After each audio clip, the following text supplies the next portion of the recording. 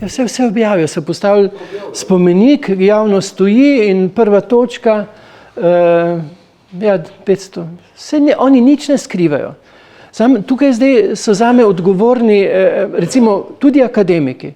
Zdaj res je nespodobno, da se nek akademik ukvarja z vprašanjem vejice, ker ti si akademik zato, ker znaš razmišljati, ker si verjetno človekoljub in bo zdaj v taki situaciji, ne boš pisal in zbiral točke na objavah glede vejice ali pa ne vem kakšnega literata, ampak se boš oglasil.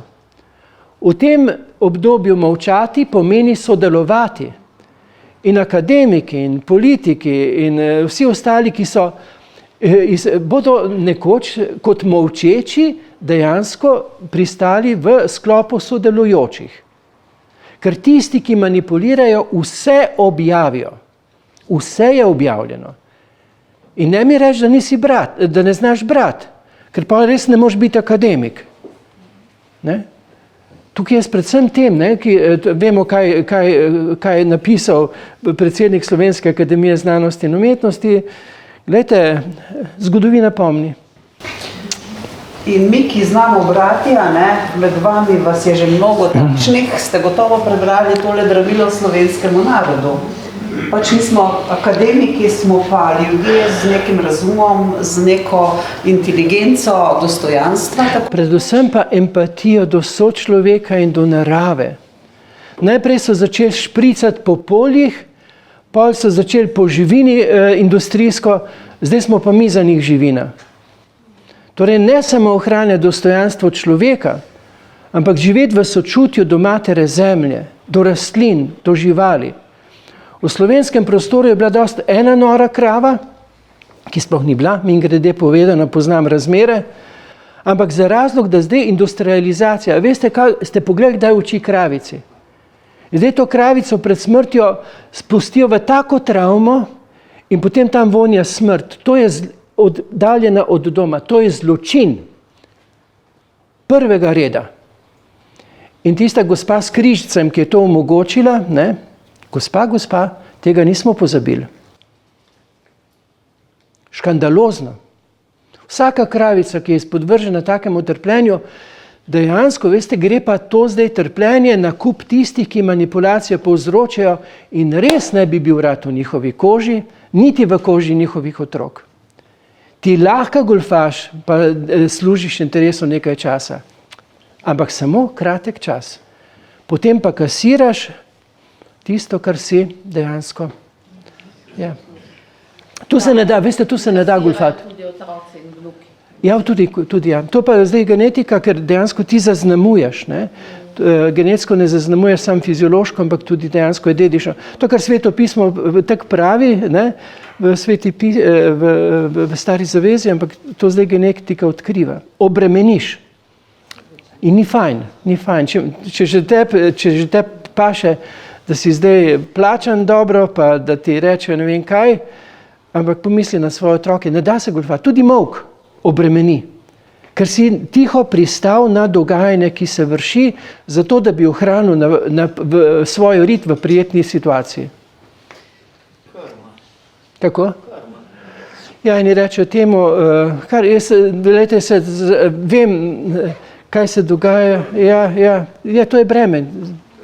Zahodna civilizacija je mogla priti do tega, ker si je nabrala toliko bremen, da dejansko mora priti zdaj, ali se prerodiš, ali pa dejansko te ni. Ampak gre za prehod in jaz ta prehod rad primerjam prehodu skozi Rdeče morje Mojzesa, ko so šli po suhem, na levi in desni strani stene vode, ampak oni niso smeli gledati v to, ker bi jih strašilo in ohramilo, ampak so mogli gledati naprej vizijo. Mi že moramo videti prebojeno človeštvo. Naša misel že mora biti tam, ker ta zavest o prebojeni civilizaciji že budi, mi smo na nek način potem že tam. Ne pa gledati, ker z leve pa desne nas pa hočejo strašiti. Ker hočejo nas ustaviti, nas hočejo zagrniti. A pa druga, recimo, mitološka pripoved, Lot pelje iz Sodome svojo družino, ne, Sodoma in Gomora, in je bilo narečeno, nihče naj se ne ozira nazaj, ker bo okamenel. Ker če ti zreš v to, kar te straši, ne, Lotova žena je pogledala in je okamenila, strah te ohromi, te okameni. Zato ne se dovoliti strašiti, ne se dovoliti odtujevati, osamiti, ne sami tuhtati, če kaj ti brni po glavi. Takrat, ko ti je lepo, si lahko tudi sam. Ko ti je pa hudo, pa sam ne smeš biti. Ko te je strah, sam ne smeš biti. Ne smeš tega sam nositi v glavi, ampak moraš dejansko odpreti, ker s tem preluftaš. K temu morda samo dodam misel, ki jo je povedal pater Gržan v enem od najnih pogovorov za televizijo. Rekel si, da svet bo preživel, človeštvo pa ne, če se ne bomo vrnili k naravi. Ja. In da nas bo svet izvrgel. Ja, sem rekel, mogoče ko pes bolho. Nas bo spravil iz sebe. Ja. Ne, sam sem optimist. Veste kaj, ker nas ima vse, kar je okrog nas, živi v takem sočutju. Jaz tam gor živim na Konjskem vrhu, pa čujte, to je vsa takem sočutnem odnosu do mene.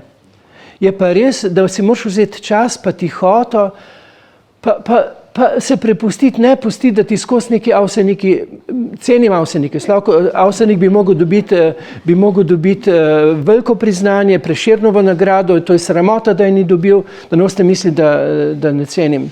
To je bila storjena krivica, to je ena neka oslarija, ki bo dala tehtati, kdo so bili v komisiji za podelitev Prešernove nagrade, da on ni dobil, to je tudi zame škandal prve klase, ampak pustimo to.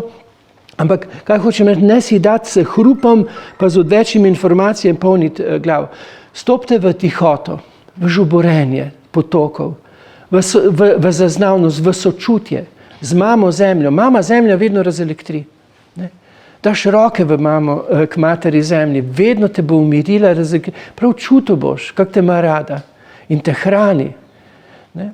Živali, pa to so angelska bitja, ne? In rastline, koliko hvaležnosti, ne? Gojiti ta čut hvaležnosti. Ne? Ja.